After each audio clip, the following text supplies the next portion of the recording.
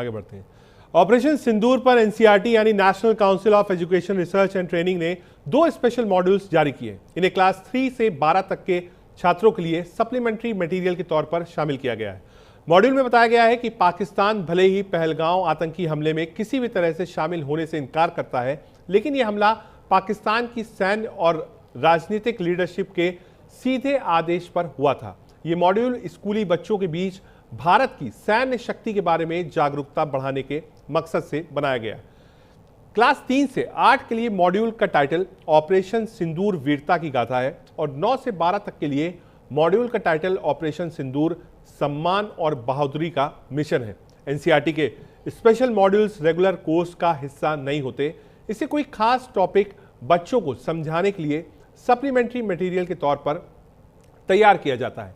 इससे पोस्टर्स, चर्चाओं, वाद विवाद के जरिए बच्चों को पढ़ाया जाता है।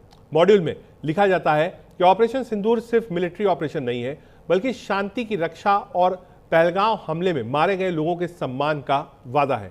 ऑपरेशन सिंदूर नाम मृतकों की विधवाओं के प्रति श्रद्धांजलि के रूप में चुना गया है। एक मॉड्यूल में कहा गया है कि भारत ने 7 मई 2025 को पाकिस्तान और पाक अधिकृत जम्मू कश्मीर में 9 आतंकवादी ठिकानों को निशाना बनाकर मिसाइलें और हवाई हमले किए थे। 9 में से 7 टारगेट को भारतीय सेना ने नष्ट कर दिया था। भारतीय वायुसेना ने मुलुके और बहतपुल में आतंकवादी ठिकानों को नष्ट किया है, जो लश्कर तैयबा और जैश ए मोहम्मद के सेंटर है। मॉड्यूल में यह भी बताया गया है कि ऑपरेशन सिंदूर जैश ए मोहम्मद, लश्कर तैयबा, हिजबुल मुजाहिदीन और पाकिस्तानी खुफिया एजेंसी आईएसआई को रोकने का भारत का तरीका था। एनसीईआरटी ने सरकार के इस रुख को दोहराया कि भारत ने सुनिश्चित किया कि किसी भी नागरिक को नुकसान न पहुंचे। पहलगांव आतंकी हमले में 26 लोग मारे गए थे।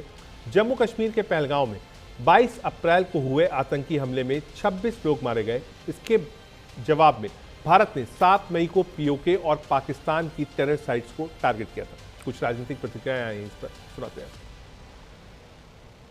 एनसीईआरटी में अगर इस तरह का कोर्सेज शामिल किया गया है, मैं समझता हूं कि ऑपरेशन सिंदूर का क्या हुआ अभी तक देश की जनता को ये नहीं बता पाए, और साथ ही ऑपरेशन सिंदूर सिर्फ व्यापार के वजह से रोका गया।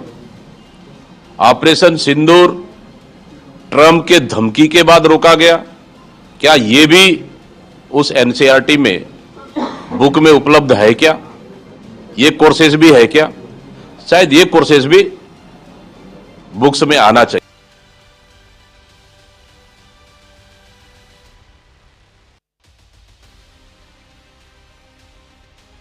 ऑपरेशन सिंदूर अगर एनसीईआरटी के पाठ्यक्रम में शामिल हुआ है तो ये स्वागत योग्य कदम है।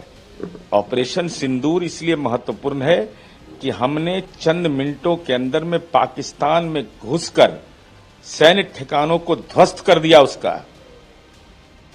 आतंकी ठिकानों को ध्वस्त कर दिया। तो ये हमारे सैन्य वीरों का पराक्रम है।